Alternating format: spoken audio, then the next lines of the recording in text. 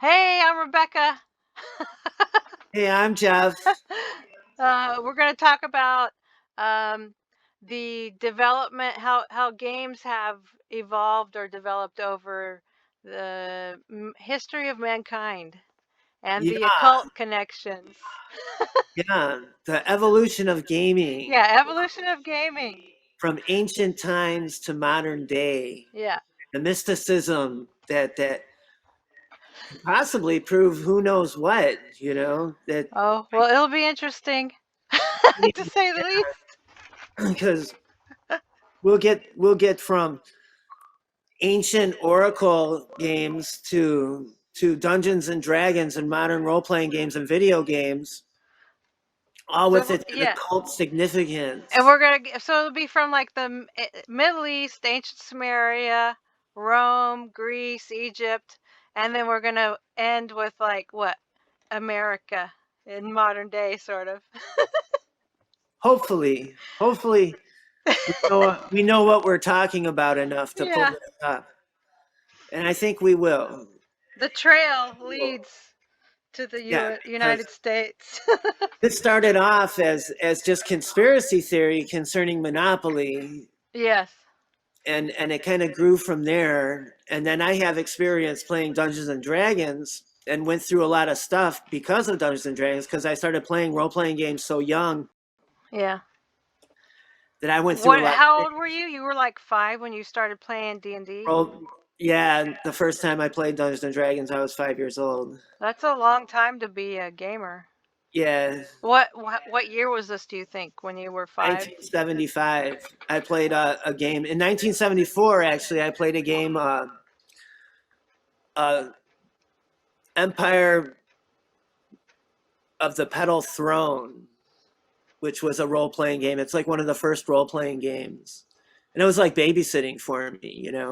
Yeah. So, like, I went with my older brother and his friend to a college campus at the student center, and we played. We sat in with this game every Friday night, and then I kind of learned from there. And then I played Dungeons and Dragons when I was 5. And Who was at the game when you were introduced to it?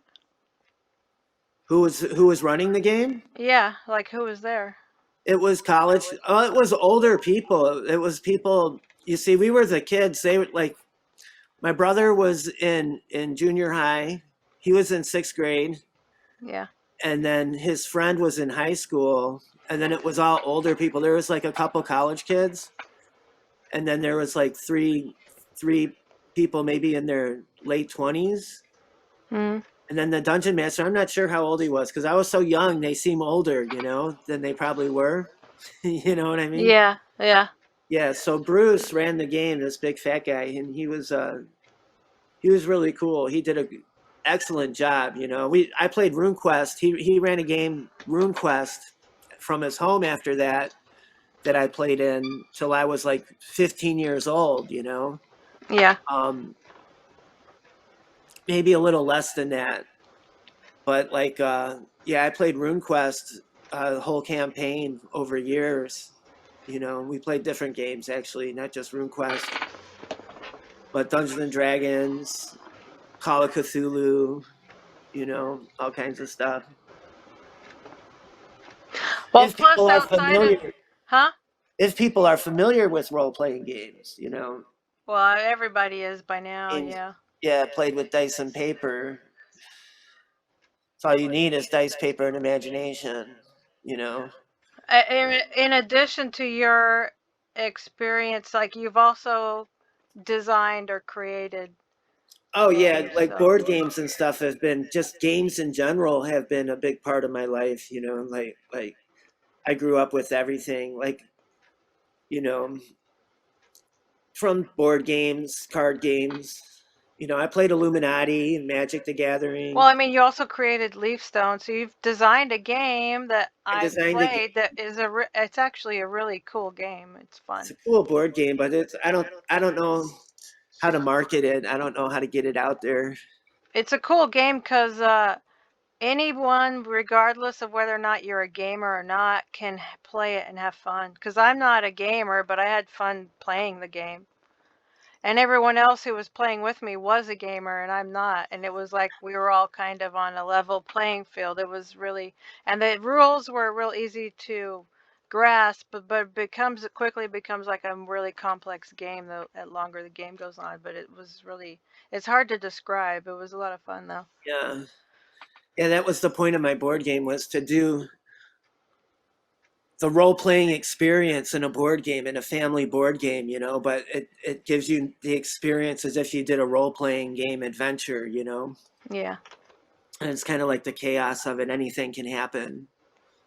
Well, plus we're going to be talking about any kind of like occult conspiracy behind these games, and I think you and I have a, That's the main topic, actually. yeah, because I am a former practitioner, but I've studied the supernatural, the paranormal, all these different belief systems, witchcraft, voodoo, all that jazz. I'm not a practitioner of those things anymore, but that's where my side Background. of the other side of the coin, Yeah. that's like something I specialize in for decades. And but you also have experience with the occult too. Well, yeah, just growing up with that stuff, kind of immersed me into the occult. Yeah. It's kind of where I'm coming from with this whole thing, like I don't know, like if we start at the beginning, like what we were just discussing a little bit before this, is games come from divination of the spirit world, and making decisions, for the tribe and things like that, like in Like in casting lots. oracles, yeah, Yeah. divining the future. It's kind of like where games originate from, board games and games in general. I mean, they're teaching devices as well, Yeah. and they teach, but at the same time, they say it connects to the spirit world. In fact, I was looking up some of the history of that, and it's the most ancient game, goes back 8,000 years. The first board game is 8,000 years old. What did you find that was that old? I didn't find anything that It old. has different names. I can't think of the name of it, but it's just a stone tablet with grooves in it, and they would put seeds or shells in there. And it's still played, I guess, and some tribes in Africa still play it. Oh, really? Yeah, Oh, and that's cool. they say that they only play during the day because spirits want to join in the game, and that if someone has a board, if someone makes a board, that if they die, you can't use it because their spirit will want to come and play. Oh, that's Yeah, according to interesting. the African tribe that still plays it, Wow. Yeah, so that's kind of cool, I guess. Sounds a I little don't know. spooky. Yeah, it does, which will take us to the Ouija board later on, Yeah. which is kind of like where they make that available. Something they avoid in the original game, the original board game, is something that would become a game, in the Ouija board down the line. So, yeah, I mean, to think about the evolution of games and how it progresses from mysticism and like religion, teaching religion and the ways of stories of the tribe and things like that, Yeah. and then it would become gambling over time. It would be used for gambling and games of chance and games of luck, like chess doesn't have a lot of luck in it. Yeah. um it's just pure strategy. But a game like Snakes and Ladders or Shoots and Ladders has a lot of luck to it, depending on what you roll, or the card you draw, or the dice you roll. So once games took that turn, luck became the magic, of good fortune or bad fortune, and like people were either, they would have favor by the gods, if they were too lucky, they would be considered favorable, like favored, like the favorites of the gods, So I don't know. It's like winning big in Vegas, Where's Everybody the wants. Peace. I'm trying to let me find the But that's the way it would be back in Rome, you know. What's going on? I'm looking for the notes that I just did. The presentation. Where did I put it? Because what you were talking about reminded me of something. You're talking about knuckle bones? Oh yeah, here it is. Well, knuckle bones, Yeah. yeah. Um, Like where dice come from. That's how where the you know where dice originate, right? Is knuckle bones. yeah. But there was like a phrase that they had with the they were calling it, if you got a good throw, you would call it the Venus throw or the Aphrodite throw. In Greece. In Yeah, when they were playing knuckle bones, if like what was it, if something went their way, they'd call it the Venus throw or the Aphrodite throw. So there you go. Yeah, like they were Yeah. favored by Yeah. the gods, you know, which means everyone would want a piece of you. Yeah, it was something about Aphrodite's role in the game was prominent. That a perfect roll in which all the knucklebones landed on different sides was called an Aphrodite throw. Oh man, That's kind of cool. it Like, is cool. And then some games kind of just didn't go anywhere. Like Sinet, like that game, that Egyptian game. I think you showed me a yeah, picture of it. yeah, An yeah, Egyptian game was played in Egypt for for forever, and it supposedly taught the gods, the different gods. Before that, that's there's, it. Yes, and that over 5,000 years old. That's an Egyptian game yeah. that's supposedly really boring, but the pharaohs played it. It's the other big breakthrough. I mean, knucklebones would become dice because they would mark the bones, you know, and then pretty soon they were shaping the bones with the markings on them, and that's where you get your dice. That's where dice come from. That's where dice originate. You know, kind of like casting the runes, like the Vikings would cast runes. Yeah. Kind of a similar thing, but yeah. And then playing cards originated in China. Oh, really? Yeah, and they spread across the world. I was watching this thing, and it spread across the world into Europe, and then back around to Japan. It went back to Japan before Japan picked up playing cards, even though Japan and China are right next to each other, which I found was interesting. Oh, Is that yeah.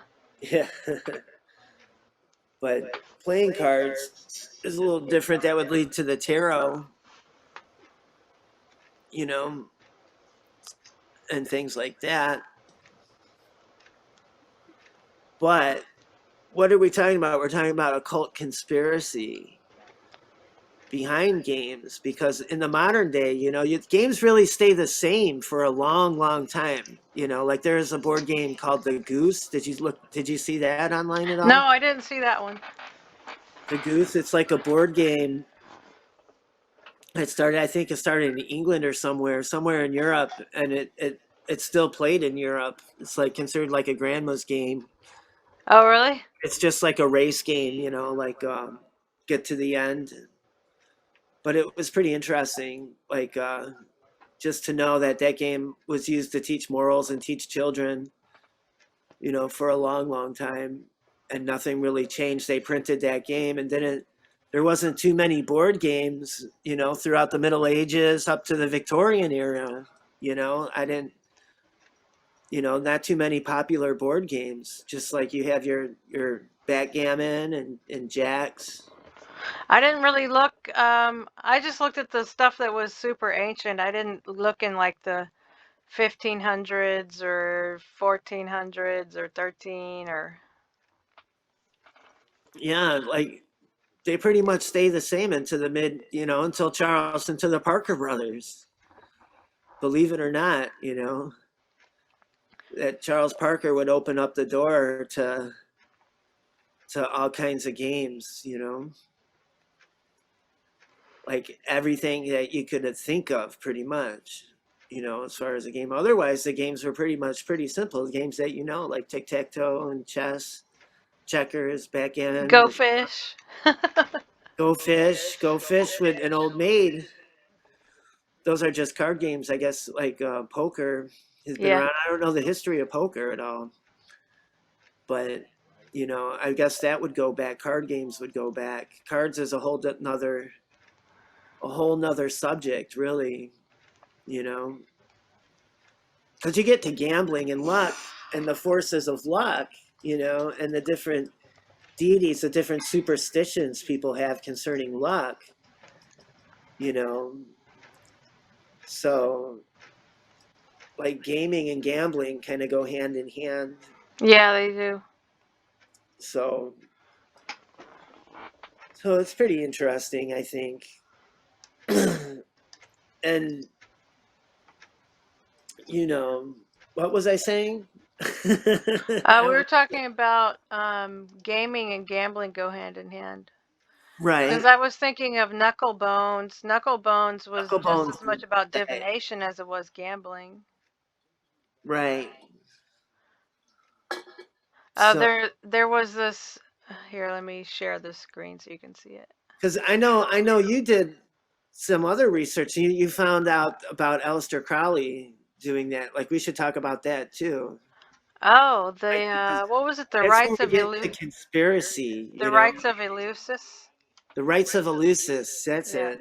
Yeah, the play he wrote that would involve the audience. Yeah, it basically would turn the audience into participants of the. Well, that's the way I interpreted it. Of some type of ritual. It's a ritual going on, and you become a participant just by viewing it or being in the room while it's happening, which is so it's almost like by proxy. You're, you know. By proxy. Yeah. Am I using that phrase correctly? I think so. It You're writes. involved whether you want to be or not. Yeah, exactly. Here it is. It was a no. That's not Rights of Eleusis. It's kind of like how board games are, family board games. you know, like once a game catches on, like games determine how we think about the world, and that doesn't, Yeah. it's actually true. And the games we play as children, is how we think about other people and how we interact with each other, as we grow up. Like even games like tag, and or Duck Duck Goose. We were talking about Duck Duck Goose and London Bridges, Yeah, that's in almost like the slides. Do you want being me to open inducted the into a slide? cult. Trying to find Just like that. Chutes and Ladders, it's like the same cult of the British Empire, like the British class system, like is being taught in a Christian morality, which they stole from India, from Snakes and Ladders, which was to teach karma to their children, which is basically the same game, Snakes and Ladders and Chutes and Ladders. Snakes and Ladders is way much older. So, rights to Ulysses, Ulysses, however you pronounce it, that would induct the audience into the ritual just by them showing up and being participants as an audience. Just by being an audience, they were participants in a spiritual event. Correct? Yeah, I mean it was a play, but I think it was more than just a play. Yeah, so that's kind of like what we're talking about, like games like Monopoly is the big one. Like to get people to think about the world in a certain way. I mean, Monopoly is how most people think about the world. If you think about it, it's just how they think about the world. Yeah. Monopoly. The game of life, which is kind of like an evolution of the Goose Game, is the game of life.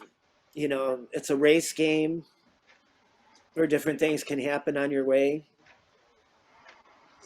and the decisions you make.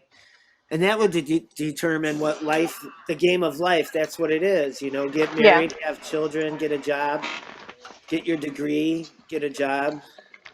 It's what life's supposed to be. And it's how people rate each other, is in accordance with Monopoly and the game of life. Yeah, well, it's how you play the game and how well you're doing at the game. Right. And that doesn't have to be,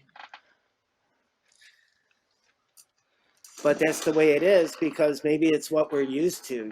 Maybe there is a conspiracy behind games and what they made popular in society because they wanted society to think a certain way.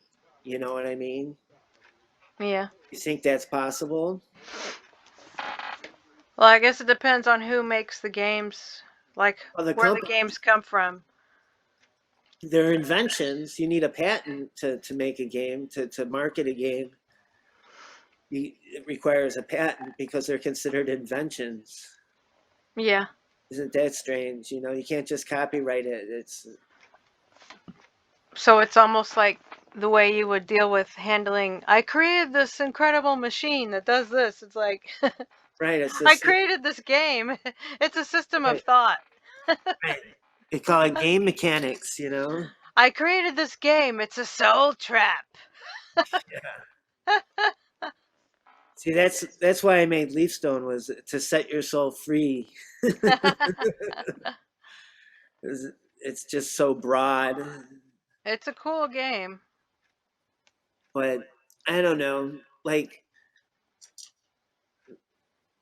I mean, Monopoly. God, how did Monopoly begin? Monopoly began as what? As the landlord's game. Do you remember the name of the lady who made the landlord's game? Oh yeah. Where is it? Maggie something. Elizabeth Maggie Phillips. Elizabeth Maggie Phillips. Yeah. Yeah, and that was against it was against unfair landlords, right? Unfair Yeah. Unfair rent, rents. Yeah. yeah, things like that. And there's two different ways to play. And the monopolist rules were like the evil rules You that had to bankrupt became, everyone.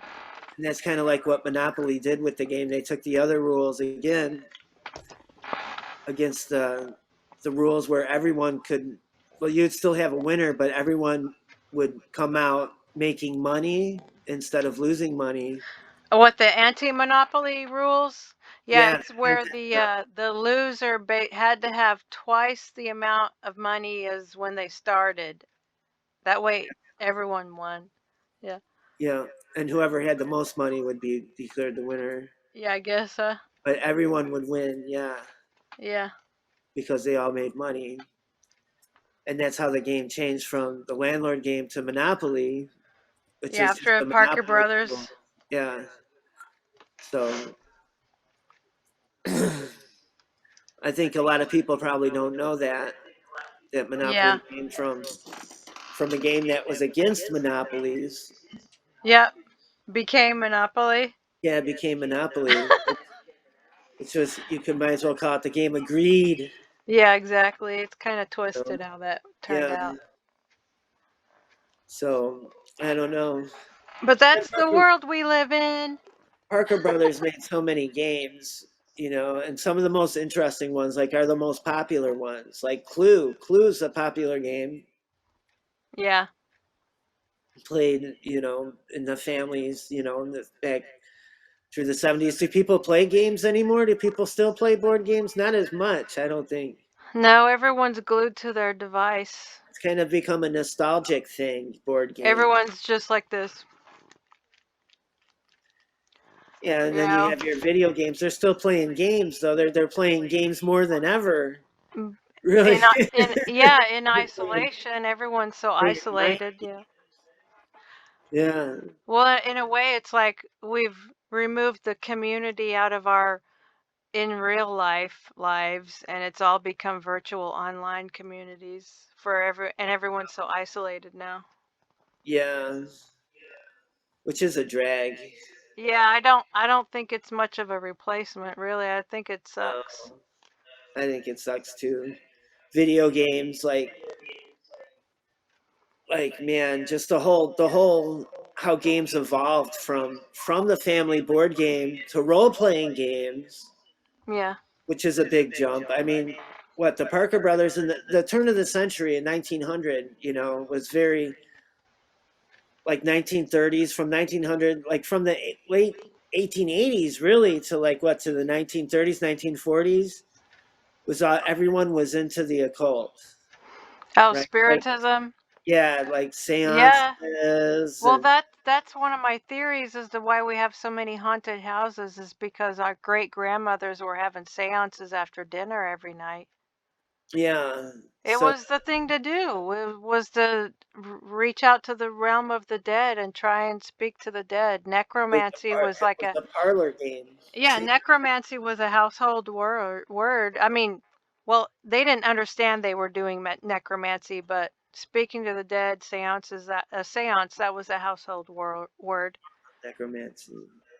Yeah, I mean, you're basically trying to communicate with the dead, Why you know. not? Why not? It's like, are you finished with ice cream? Okay, now it's time for the seance. Yeah. Ooh. It's like everyone thinks they're going to get something for nothing. And eventually, you pay dearly for crossing the veil one too many times. So all this information you're gaining from this entity that claims to be your Aunt Edna, you don't get nothing's for free in this world. You're going to pay for it one way or the other.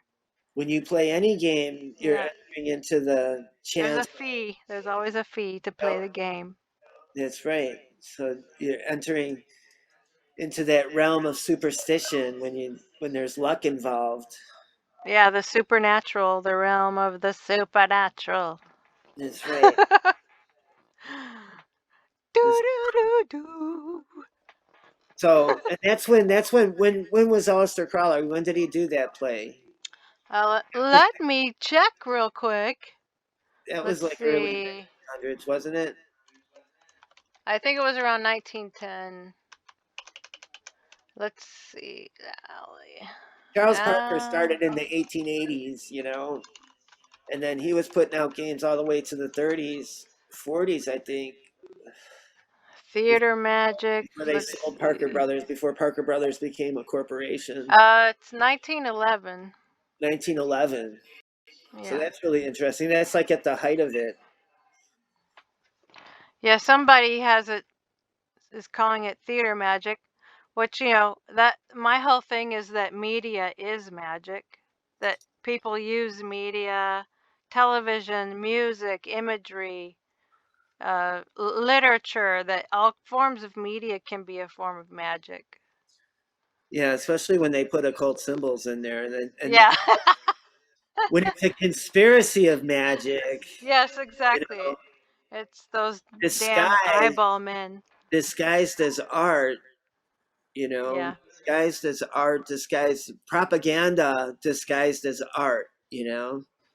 Really, I mean, we could call it propaganda, and then just the propaganda that's there is of an occult nature, is based on magic, Yeah. like Dungeons and Dragons role playing games would take that to a whole new level. Like the Ouija Yeah. board would be one level, like you have around that time, the Ouija board would be happening, right? In the late 1890s, it went up to before it became the Ouija board. They were experimenting with that. What was the earliest? What was that, 1915 or something? What? William Fould's Ouija. Oh yeah, That was pretty somewhere around cool. there. That was really cool. Like we read some letters that were written to William Fuld based on Yeah, that people. was wild. Yeah, and some of them were like people trying to Some were really contact sad. Yeah. dead relatives, or like they were taking on a whole journey. Some of these people. Well, the ones that disturbed me the most were the ones where you could tell somebody was like, "There's something wrong with my daughter. She's acting really weird now," or like, all the scary stuff is happening in my house. The board went from weighing like a feather to weighing several hundred pounds and almost crushed my hands. Like really crazy stuff Yeah, was happening to some of these people. It and people to was. this day have Ouija board stories. Ouija boards flying against the wall. Yeah, it's become like a archetype in the backdrop of our stories of our in our culture, that it's like everyone has a Ouija board story. Right.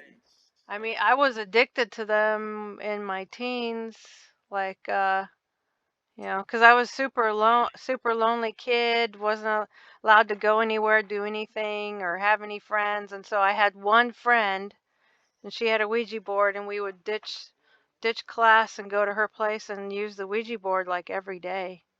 Wow. So I kind of began to have a relationship with the entity on the other side of the board. And I was reading the other day, there was some I don't know what to think about these kinds of people. They're like, "Yeah, the Ouija board works, but not like you think it does. It's just the power of the subconscious mind, you're actually pushing the planchette." It's like, no, What that's what not what happened to me. even if that's true, can they explain the subconscious mind themselves? No, they can't. I mean, I guess, some Where people, they may be pushing the planchette themselves, but there are plenty of people where they don't even have to touch the board and the planchette moves. where we connect to the collective consciousness is unknown, even though it's proven that it's there. The unknown is right here. Yeah, right there in your brain. You just can't see it.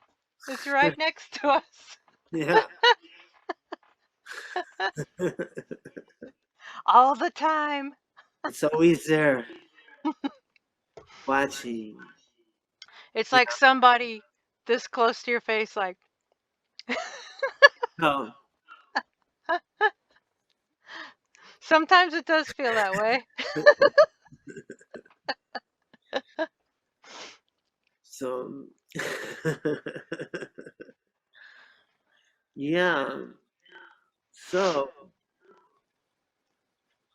we're just trying to have a conversation here. Hey, do you want me to read from that one letter? If you want, since we're Oh, yeah, the I would love to. keyboard, I would love to. Okay, it's the the Kalamazoo, Michigan lady.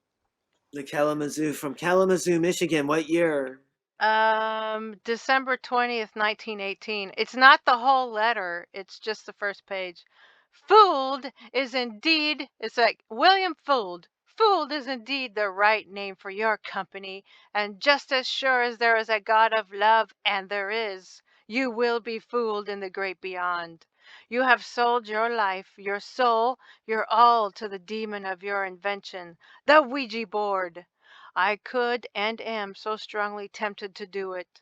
Arrest and make you pay, no, for the things that the devil of your board has done. I am peace loving, reputable woman, respectable woman, for the amusement of our young people was tempted to invest in one of those boards. The company that used it always laughed and had a lot of fun out of it. I looked upon it as being treated unkindly, and the demon of your invention in that way got a hold of me. Night and day, the voice of that devil talked to me. I nearly died. No one knew what was the matter, and I would not believe the awful things or do the wicked things I was told to do, and if I did, would be rewarded beyond measure. I would not let go of my faith in a God of love, and I got so desperate. I burned the tables, for I was told to get two, one for downstairs and one for upstairs, that when I was called to do good, I could have a board. I Yeah. burned both tables, and I was told to use my front finger on my right hand, and God would tell me what he wanted. Sounds like she was using her finger as a planchette. I'm not like sure. something was moving her hand around. Um, I would, and God would tell me what He wanted. I did, and my hand flew over that board like lightning. It told me that He was the devil, and because I would not leave the worst enemy He had, God, He hated me and threatened my life. Then I was so angry, I thought I would die, and my hand wrote very slowly that this board belonged alone to the devil. But to save me from death and hell, he had with great difficulty throw the devil down lower in hell. What? I'm trying to read her letter here. It gets the language a little strange sometimes. Uh, threw the devil down lower in hell and got on the board. It then quickly told me all the sins of my life. They were few, thank God, and what to do to save my life. Everything was so true. I hated to do one thing, which was to go to an adopted daughter and my husband and tell them that I hated them. I knew not why. I was so cold, and I felt death staring me in the face. What I was talking about just a minute ago. Yeah, see, I felt death staring me in the face. I heard my adopted daughter come in from her home. what a nut. I was upstairs, But and I thought, huh? I believe it's what she really divined, like those words from the Ouija board. Yeah, who knows? The devil hating God. That's probably real. Well, Whether I'm it sure. came from Yeah, her it is. own mind, yeah, or not. I heard my adopted daughter come in from her home. I was upstairs, and I thought, they will find me dead. But a voice came, go tell them, go tell them. And I at least went down those long stairs, so cold, stiff, and weak I could hardly go. I found my husband and my own daughter playing cards on the Ouija board, and I went past them and laid down in the next room. I found I was going into unconsciousness. I, with the greatest effort, got up and walked behind my daughter's chair and told them I was going to die, I thought. And then I told them, please forgive me. I told my husband and adopted daughter I hated them. I told all they were frightened nearly to death, and thought me insane, yet thought I was dying. I looked so terrible. After they begged me to believe they loved me and had nothing to forgive, I sank into her chair, for she had gone crying and screaming into the dining room. I could not walk or talk as I was that weak. When the board they had set up by the side of the chair fell on my limb, I kicked it across the room and screamed and begged of them to burn it. My husband took it to the basement and found it a hard job to even smash the devilish thing with an axe, but he did and burned it. I knew I had another upstairs. They didn't. So as soon as I could, I went upstairs, threw it into the backyard, come down, and silently went to the basement for an axe. I went into the backyard under the moon of our free American sky, and with the strength of a man, smashed the other board, took it to the basement, and put it in the furnace. The price of 2 boards and 3 weeks of being unable to do my work as alteration woman at $12 per week. And then she goes on to tell him what he owes her for the several weeks of her not being able to do her work because of the Ouija board. How much is that? I How much? think it was something like $36. $36? Yeah, she was out of like 2 weeks of work or something like that from her 1980, experience. $36. That's probably a lot of money. Well, back then, yeah, it was. If she was earning $12 a week, probably doing full-time work, who knows? That's I don't probably know. It was 1918. $36,000 or $3,600.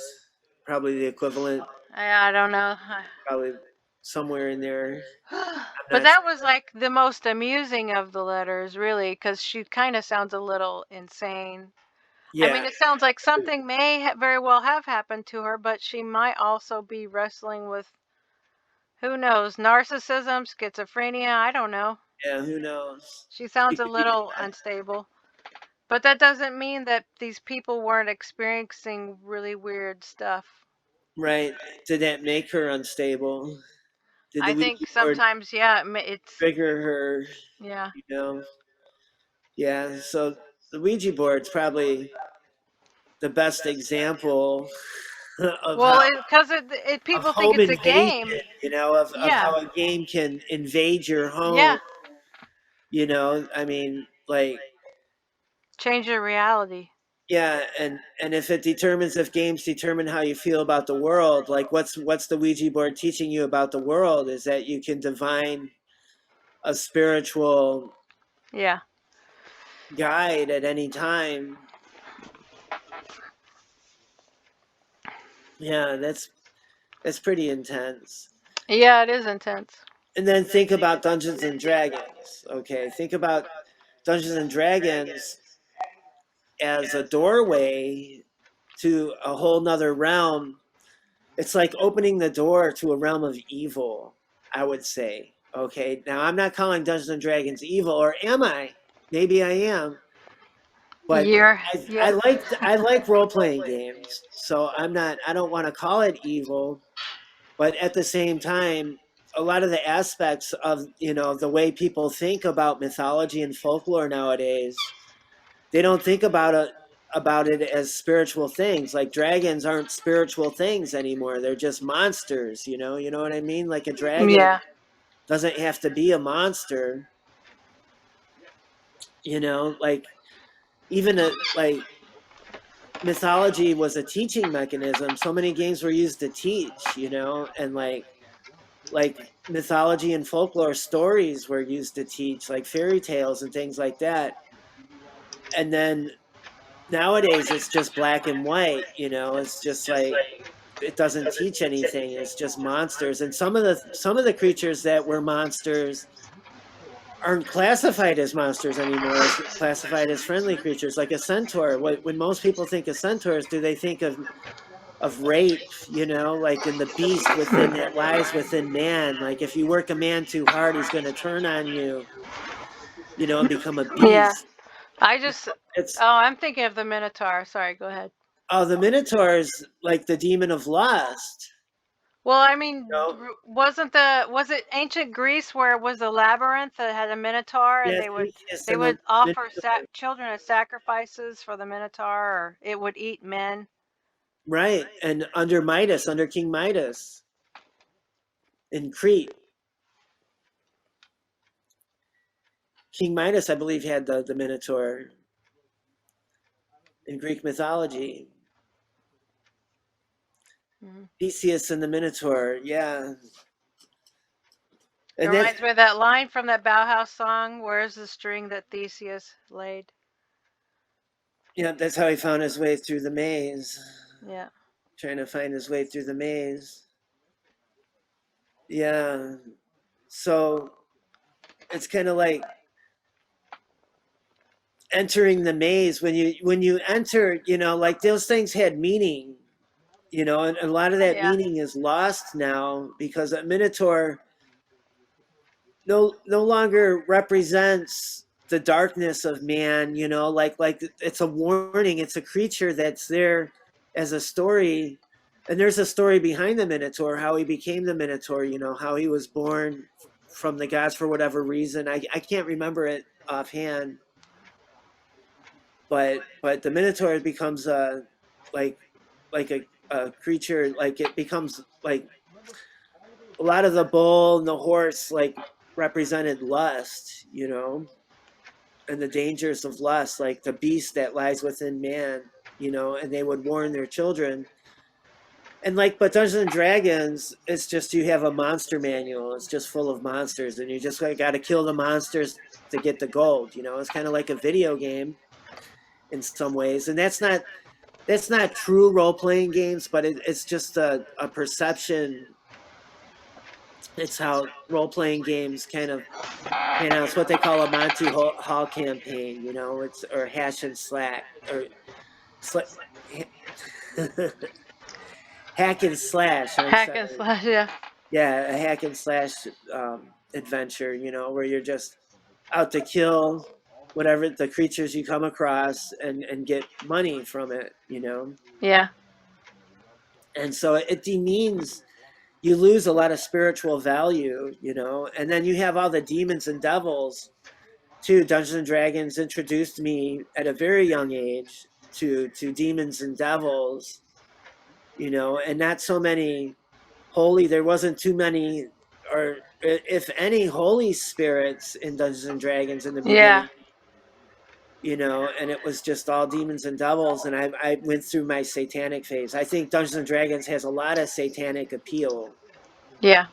you know, and I think that that would splash over into video games, you know, and that the satanic appeal, that like the video games would become all hack and slash, you know, Yeah. where you're out to kill creatures and get gold, you know, or whatever. Like you no longer have an interaction, you know, and it's more, it's no longer you're playing alone. Not, you don't have to play alone, but usually, you know, a video game's like a one player video game. People are playing by themselves, you know, and it's you against the machine. And you don't have a lot of freedom to do. There's one way to win, you know, and it's like you're just trying to find. It's like going through the maze, you know, heading for the Minotaur. Yeah. Yeah, because the games have meaning, you know, and those things will stay with a person. You know, I don't know. I don't know. Do you think there was a conspiracy behind Dungeons and Dragons? You know, I think it attracted Satanists to the game. Well, I mean, remember when we were discussing whether or not you would have had that experience with that treasure hunting demon had you played Dungeons and Dragons? Like Yeah, in a way, it gave you the idea that, oh, it I did. could try Yeah, I went this. through my satanic phase for sure, and I tried to summon a demon that was like half successful. Yeah, it was successful, really, to an extent, and it's affected my life, regardless. You know, like of what it really means. I'm not sure what it means. Was I don't it know if I want. successful though? I mean, the other two people kind of paid. You Well, all no, it wasn't paid, didn't you? successful. It was partially successful. Is that we all suffered physical damage. You know, like You all suffered on severe around the physical same day that we injuries. did that, each year one of us got injured, almost died. I almost died. I shattered a wrist, broke both my wrists, fell from a tree, like in a freak. They were all freak accidents too. Yeah, And then the other guys, I don't really want to talk about because that's like fine. You don't Cody, have to if you don't want Cody to. got his face ripped off, and Mike became paralyzed from the neck Yeah. down. Yeah. And is that my fault? You know, should I blame myself for that? You know, no, Well, you didn't force them to do it with I you. didn't force them to do it. No, Yeah. and yeah, it's kind of sad, you know. And if it wasn't, if Dungeons and Dragons, that wouldn't have happened if it wasn't for Dungeons and Dragons, you know. Yeah. That's for sure, because I wouldn't even think about those things. I wouldn't believe in magic like I did, you know what I mean? And I wouldn't turn to the dark side like I did because of what would be the keepers of magic, you know what I'm saying? In my belief system. Like, so games really do shape the way you feel and see the world, you know? Yeah. I mean, there's no doubting that. To get back to Clue, the game of Clue. There you have a game based on murder where a murder's taken place, you know? Yeah. And you have to solve the murder, and it's one of those people, and it's you have different people from all walks of life, you know, and one of them's a murderer. It could be any of them. It almost makes it seem like murder is a common thing, you know, like desensitizing people to violence and murder. Who knows? Well, that's what my the theme I see repeated a lot is. It seems like media is used to prepare the minds of men for something. Right. You So think that it's like for all these stages we experience as a society, it trickles up through this certain types of media first and plants all these little seeds in our minds, and then these major shifts happen in our culture. right over time? Yeah. Yeah. So you think the military could be like a conspiracy? You think that the military's conspiracy has to do with gaming? And how, Oh, I think it goes beyond military. It goes into like the I don't know. globalists and the elite and I don't know. Luciferians I and all see that. the, well, as the military though, as a desensitizing us to violence, making us more What was the original name for the company that did Dungeons and Dragons? Wasn't it something like Tabletop tactical, Simulation or something? It was, tactical studies, yeah, it was like, tactical yeah, studies research, I believe. yeah. It sounded so official, like it was SR. military. Yeah, I wouldn't be surprised. I don't trust them as far as I could throw them, really. right. And the information you pick up, like, and is just people's names and stuff and who's involved, but who knows what else was involved Yeah, exactly. in there. And Well, games just like with attract the, people. huh? Games attract people too. You think? Yeah, they do. I just wonder. I wonder if there's a conspiracy there no one can know about. I wouldn't be surprised. I mean, if you go back in the 60s and you look at bands like Frank Zappa, Jefferson Starship, I'm not sure if I think the Doors might have been part of it. The They Great all Dead. studied for a certain period of time at what was the name of that studio where they were being trained by I the can't remember. CIA? I can't remember. Yeah, where they It's unbelievable. It's like seriously, there's so LSD so conspiracy. these counterculture bands were actually part of a psyop with the Like CIA. they prepared our rock and roll, prepared our generation for drugs and Yeah. everything. We would idolize Jim Morrison and Jimi Hendrix. You know, they would become heroes. You know, all these drug users that would change in the 90s and how drugs would take place in the 90s. You know, drugs would take over society in the 90s. Is it it's called Lookout Mountain Laboratory. It was a top secret Cold War studio used to produce motion pictures. Yeah, it's pretty intense. So propaganda, a lot of their propaganda, Yeah. there's a lot of propaganda there. And again, the military. So there you have, you know, But it was so weird to see bands like Frank Zappa and Jefferson Starship and stuff like all came from this place, and they were supposed to represent this rebellion, man. Freedom, man. It's like, really? yeah. Then why are you hanging out with the government in this top secret studio planning what you're going to release on your albums? What about the game of life? What about getting a college degree, you know? And Oh my God. yeah, Yeah, it's like enslaving everyone into and debt. right. It's like an antithesis. Well, debt is another soul trap. Yeah.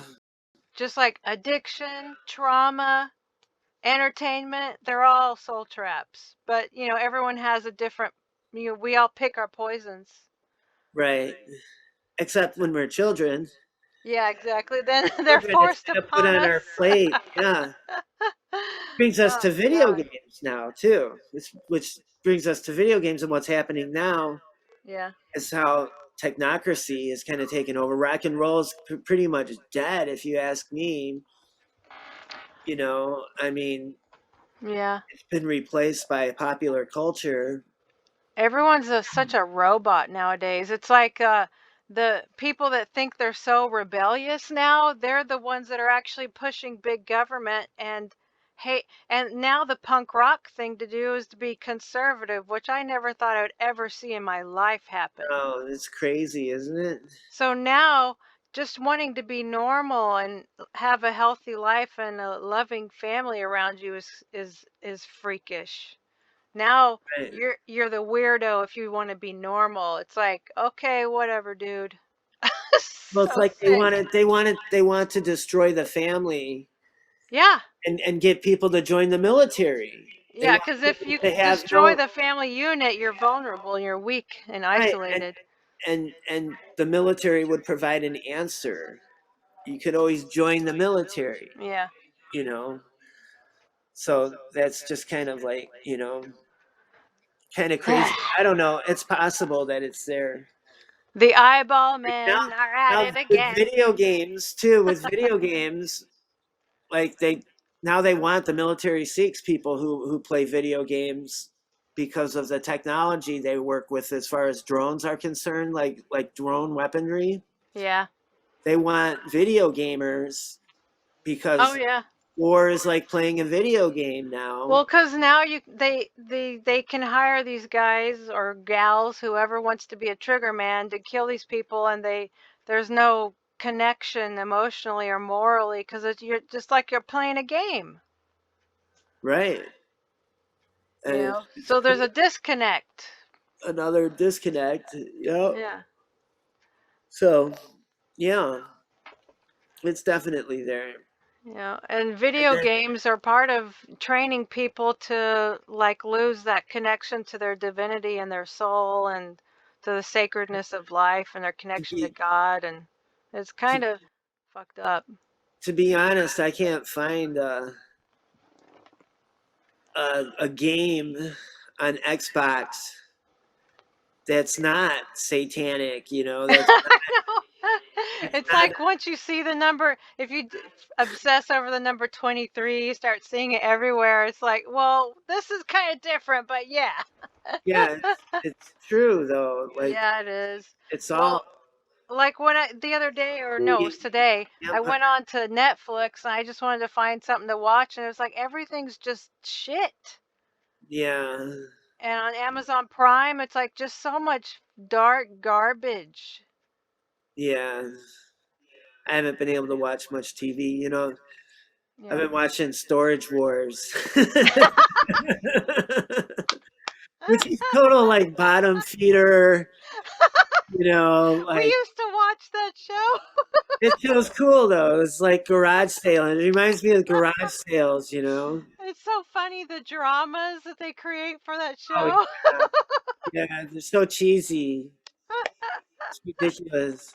That's hilarious that you're watching it. That's Yeah, funny. I'll have to tell Roman. I mean, I don't watch too much TV, but like when Storage Wars is the best thing on, it's kind of sad.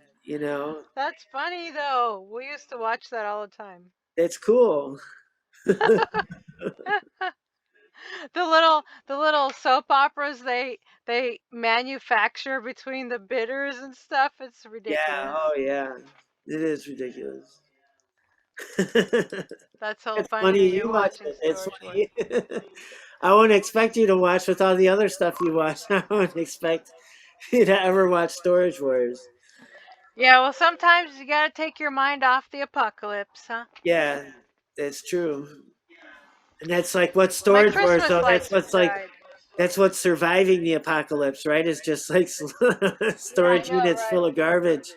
Yeah. What are you doing? My Christmas lights went out, so I had to fix them. Okay, I see them. Sorry, I fiddle around a lot because I'm hyperactive a little, I guess. That's cool. I So I mean, can't sit still. as far as conversation's concerned, we're having Yes. a conversation.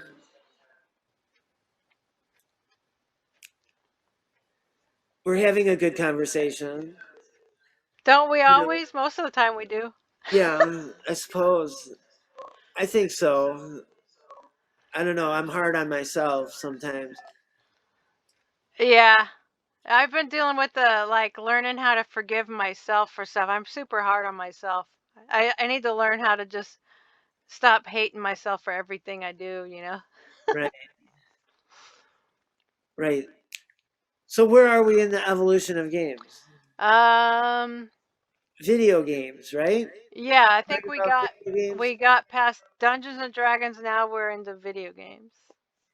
Even though we're just scratching the surface of these things, just trying to make a point, that the farther you go away from the world, you know, the harder the world is to see.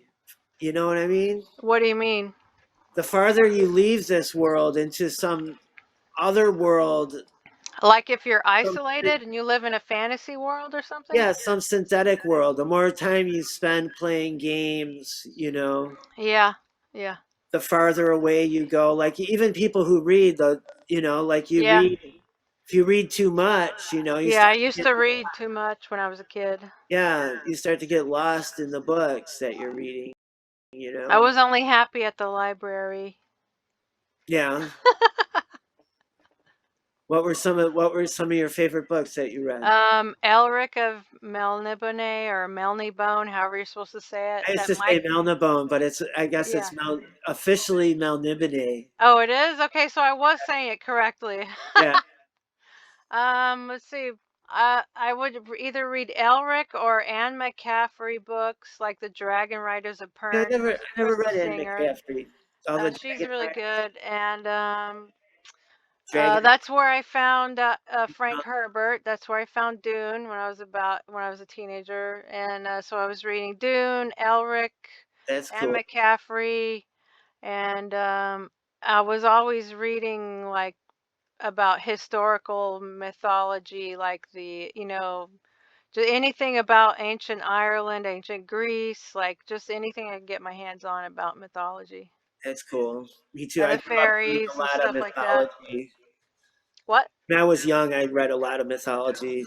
It's pretty wild stuff. Like I read the Iliad. And if you're talking to someone from Greece, it's not mythology, it's history, which in a way, if you understand the hidden history of the human race, it is history. It's not mythology. It's not myth. It's truth. Yeah, there's a lot of history there. There's a lot of information that's been hidden from us. Right. But Huh. people are waking up slowly in little pockets. I went from that mythology. I went to political stuff. I went into George Orwell and R.S. Adams. I read Watership Down. Oh my gosh, yeah. 1984, Brave New World. I kind of lost my mind actually, like by my late teens. Reading political. Yeah, that'll do it. Yeah, kind of. I think that's the desired intention for a lot Not to of. mention horror. I'm a fan of Oh yeah. like Stephen King and H.P. Lovecraft. That unnameable, unknowable, unspeakable horror. Awesome. Yeah. Yeah. Call of Cthulhu is a role playing game. And they're trying to take that to, they have such a hard time with Lovecraft, They want to take that to video games, and film. And it's Yeah. such a hard thing to capture that they have a really hard time with it. They don't do it well. They haven't had much Yeah. success with it yet. They keep failing. What do I'm you not mean sure. they, like just movie makers and such, game makers? Yeah, game designers, movie makers, the writers, they just keep failing to Well, I capture. don't think people are ready for that kind of darkness yet. They're almost there. No, Everyone's almost there. They've made it cool to be a Satanist. They've made it cool to be a Luciferian. They've made it cool to be traumatized, have your right. mind splintered, to be damaged and You know who did you is know. Bethesda Games. Bethesda Games, Yeah, exactly. that's exactly what they did. They took cosmic horror. They had success. They Are you talking successfully about Skyrim, like the whole Skyrim and collecting Fallout. soul energy and stuff? Skyrim and Fallout. Yeah, any Bethesda game really, but mostly Skyrim and Fallout is the big ones, like they definitely made huge amounts of money off that and really just kind of polluted society in a way Yeah. that society couldn't do anything about because it was the most avant-garde, it's the best game of its kind. It's just the subject matter they chose to do was cosmic horror. I've never played Skyrim, but just the whole in the game, do the characters like keep track of the soul energy in some kind of way? Because that reminds me of what Luciferians do. Well, there's magic energy. You have an amount of magicka that goes up and down. Um, Because a but lot of yeah, the game Luciferians like to do that. They'll keep track of like, oh, I'm into this and this is worth so much, or I've, I'm not gonna, I don't know if I should in, say it in out the loud, game but just there's soul gems. like they collect different, You there's can a certain transfer levels of soul. value for the soul energy they collect off their horrible acts. I think they're trying to establish what people believe about magic, like what magic is, like energy. Who, Like they want to be Skyrim? able, yeah, like they want to be able to use energy Yeah. to trap a soul. So what they do is they want to establish a belief system where it's Yeah. possible to do that. It's like voodoo. It's like the whole game of Skyrim is based on voodoo. Same with Fallout. Fallout and Skyrim are based on voodoo How is Fallout based on voodoo? because of the plot, the cosmic horror aspect of it, all the ritual worship. There's a lot of cannibalism Can you and explain more? sacrifice. Um, the totems that they have in the game. It's I not haven't direct. played I haven't played Fallout, so you'll have to describe. It's You'll not. have It's to. not directly related to voodoo, but it's related to any dark theme. Every dark theme you can imagine is in Fallout and Well, Skyrim. it sounds more like Luciferianism than voodoo. Yeah, it's not. It's not true voodoo. It's like black magic. Yeah, Yeah, but just the power of death and corruption and corrupting and. right. But ideas of like taking a soul, turning someone into a zombie, or trapping Yeah. someone's soul, is a prevalent concept in voodoo, which is why I say that. Okay. Yeah. Like, so it's like, it's just kind of scary. Like, are they trying to make a machine now that can trap a soul, and turn someone into a Well, zombie? if you think about it, a computer, a smart device has done that. Our smartphones, our laptops, our games, our desktops, our It's televisions, in a they're all slow soul traps process. in a way. In a slow process, the machine is seeking to enslave us, huh? Well, I remember back in the 90s, because I wasn't into computers, I hated them, and I remember my friends that were really into computers, I just noticed there was something happening to them. Like it was weird, like seeing their personalities change. Almost like watching someone becoming addicted to heroin or cocaine or something. There's like this just almost like this withdrawing and just like becoming Yeah, withered and sickly. It was like there was something happening to them and I couldn't put my finger at it. And I'm like, it's they're the so weird now. Now that all they do is spend time with computers, it's changed them. It's like they were a shadow of their former self. wow. And that's why I began to loathe computers because I saw how it had changed some of my friends. And I just thought it was creepy. It was like some kind of spiritual and mental, like parasitic infection or disease. I mean, I understand there's a lot of positive things that technology has done for us, blah, blah, blah. But I'm talking about what I've seen. Yeah, it's not. Can be very introverted thing.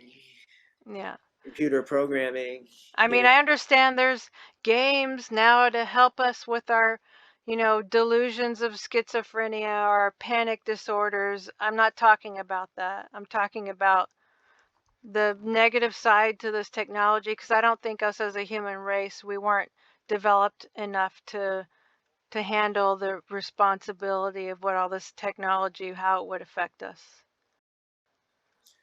Well, we're in the game. It's We're all in the game.